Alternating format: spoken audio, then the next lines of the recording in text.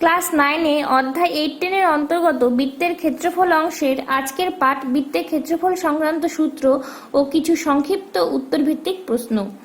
এটা হলো গিয়ে বৃত্তের ক্ষেত্রফলে আমি কতগুলি ভিডিও দিব, তার মধ্যে ফার্স্ট পার্ট এটা। তাহলে চলো দেখে নিই বৃত্তের ক্ষেত্রফলের সূত্রটি কি। বৃত্তের ক্ষেত্রফলের সূত্রটি হলো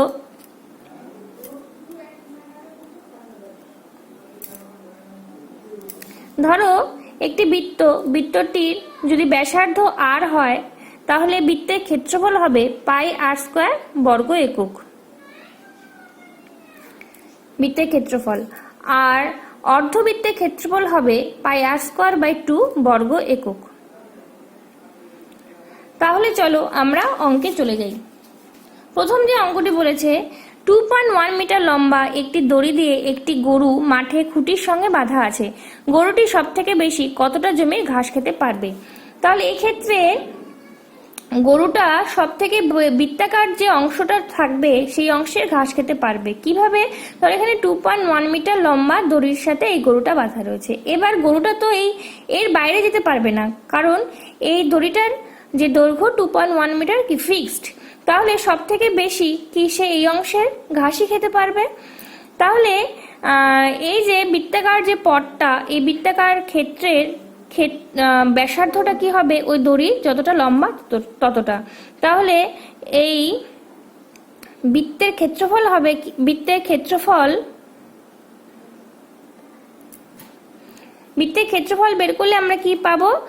গরুটি সব থেকে বেশি কতটা জমি ঘাস খেতে পারবে সেটা পাবো। তাহলে বৃত্তের ক্ষেত্রফল কত হবে? পাই r², এখানে r হলো গিয়ে 2.1 এত স্কয়ার এত বর্গ মিটার। তাহলে কত হবে? 22/7 ইন্টু 21/10 ইন্টু 21/10 এত বর্গ মিটার 3। তাহলে 66 হবে 6×12 6×12 1386/100 এত বর্গমিটার 13.86 বর্গমিটার। তাহলে গরুটি সব থেকে বেশি কতটা জমির ঘাস খেতে পারবে? তাহলে সুতরাং গরুটি সব থেকে বেশি 13.86 বর্গমিটার জমির ঘাস খেতে পারবে। আমি অঙ্কগুলোর খালি কি করে করতে হবে বলে দিচ্ছি। যে যে জিনিসগুলো বলে দিচ্ছি সেগুলো কিন্তু তোমরা খাতায় সুন্দর করে লিখে নেবে, প্রতিটা অঙ্কের ক্ষেত্রেই কিন্তু তাই। এরপরে আমি নেক্সট অঙ্কে 2 নম্বর অঙ্কে চলে যাই। 2 নম্বর অঙ্কটি কি বলেছে? ফারুক একটি বৃত্ত আঁকবে যার ক্ষেত্রফল হবে 616 বর্গ সেন্টিমিটার। হিসাব করে দেখি ফারুক যে বৃত্ত আঁকবে তার ব্যাসার্ধের দৈর্ঘ্য কত এবং বৃত্তটির পরিধি কত। তাহলে ধরি বৃত্তটির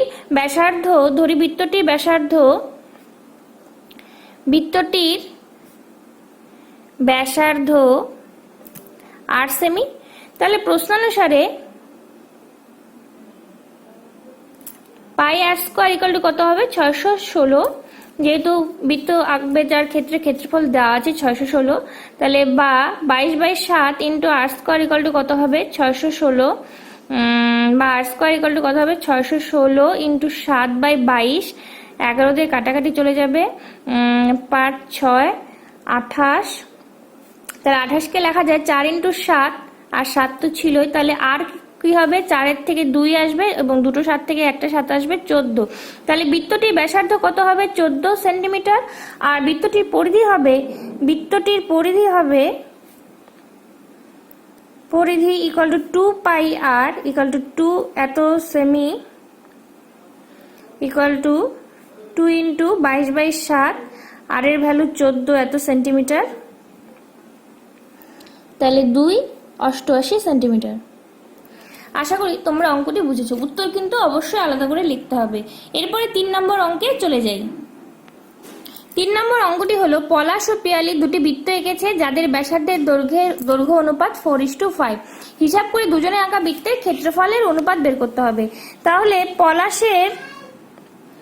পলাশের আঁকা বৃত্তের ক্ষেত্রফল বাই পিয়ালির আঁকা বৃত্তের ক্ষেত্রফল অনুপাত করতে গেলে আমাকে বাই হিসাবে করতে হবে। যদি পলাশের আঁকা বৃত্তের পরিধি হয় R1, তাহলে তার ক্ষেত্রফল হবে কত, পাই R1 স্কোয়ার। আর পিয়ালির আঁকা বৃত্তের ব্যাসার্ধ যদি R2 হয়, তাহলে পিয়ালির আঁকা বৃত্তের ক্ষেত্রফল হবে কি, পাই R2 স্কোয়ার। পাই পাই কাটাকাটি গেল, তাহলে R1/R2 স্কোয়ার। এবারে দেখো প্রশ্নে বলা রয়েছে পলাশ ও পিয়ালি দুটি বৃত্ত এঁকেছে যাদের ব্যাসার্ধের দৈর্ঘ্যের অনুপাত বলা রয়েছে 4:5। তাহলে R1/R2 এখানটা কত, 4/5 এত স্কোয়ার। তাহলে সুতরাং এটা কত হয়, 16/25। তাহলে দুজনের আঁকা বৃত্তের ক্ষেত্রফলের অনুপাত কত আসছে, 16:25।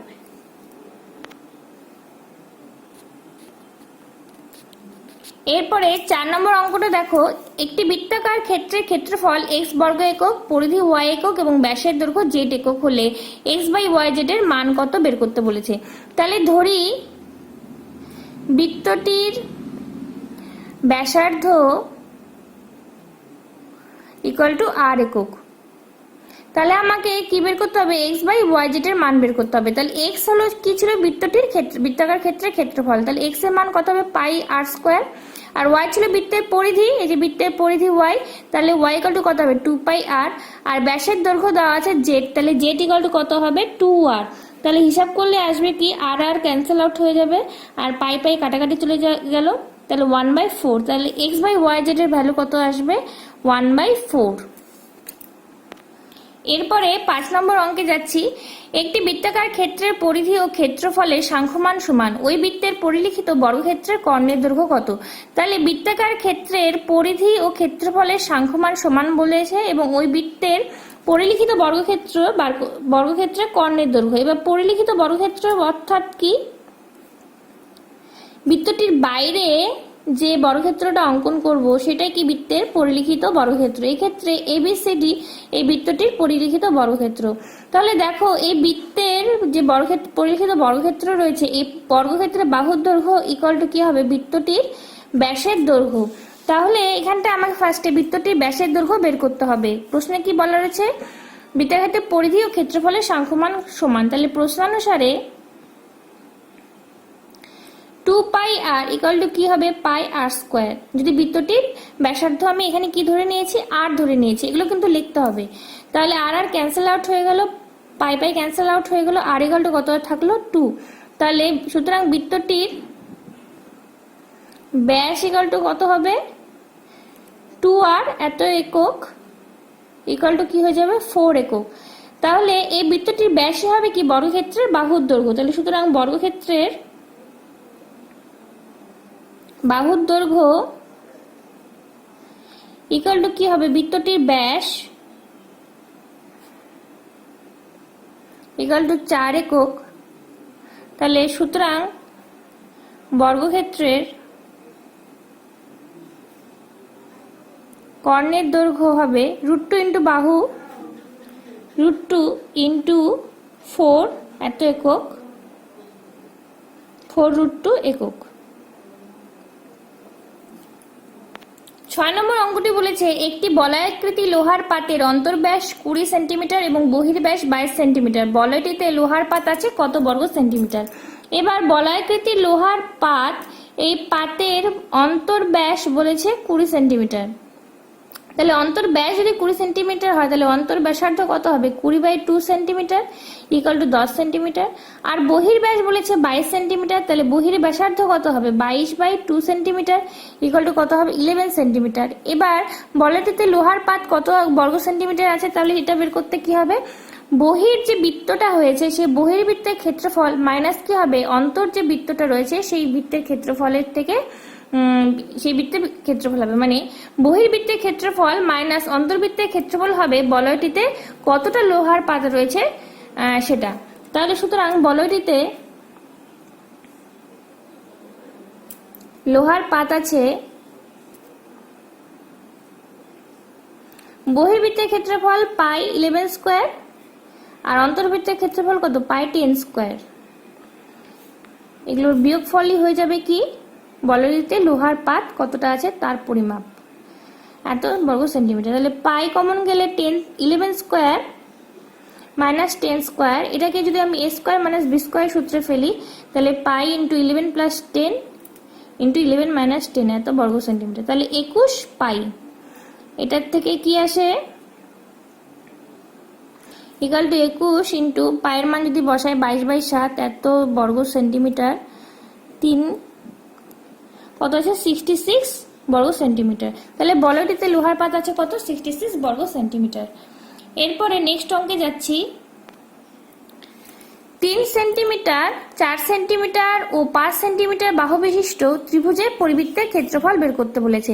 দেখো এই ত্রিভুজটা একটি স্পেশাল ত্রিভুজ। কিরকম, এই দেখো আমি যদি এই ত্রিভুজটির এই বাহুটিকে 3 সেমি ধরি আর এই বাহুকে 4 সেমি ধরি, তাহলে দেখো তো এই দুটি বাহুর বর্গের সমষ্টি কত হয়, 3 square plus 4 square equal to কত চলে আসছে, 9 plus 16 equal to 25 equal to কত আসছে, 5 স্কোয়ার।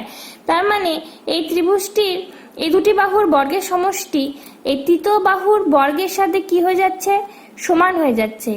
তাহলে এই ত্রিভুজটি হয়ে যাচ্ছে কি, একটি সমকোণী ত্রিভুজ। এটা পিথাগোরাসের বিপরীত উপপাদ্য থেকে আমরা বলতে পারছি। তাহলে আমরা উপপাদ্যে পড়েছিলাম যে পরিবৃত্তের পরিকেন্দ্র কি থাকে, অতিভুজের মধ্যবিন্দু হয়। পরিকেন্দ্রটা কি হয়, অতিভুজের মধ্যবিন্দু। তাহলে সুতরাং পরিবৃত্তের ব্যাসার্ধ হবে অতিভুজের অর্ধেক, অর্থাৎ এই ক্ষেত্রে হবে 5/2 এত সেন্টিমিটার। তাহলে পরিবৃত্তের ক্ষেত্রফল হবে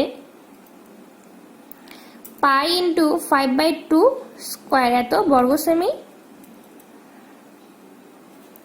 ইকাল টু 22/7 ইন্টু 25/4 এত বর্গ সেমি, 2, 11, 14,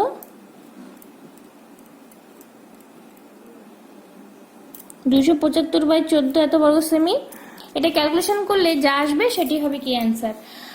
আশা করি বৃত্তের উপরে যে প্রাথমিক ধারণা সেটা তোমাদের ক্লিয়ার হয়েছে। ভিডিওটি ভালো লাগলে অবশ্যই শেয়ার করো, আমার চ্যানেলটিকে সাবস্ক্রাইব করতে কিন্তু ভুলবে না। Thank you.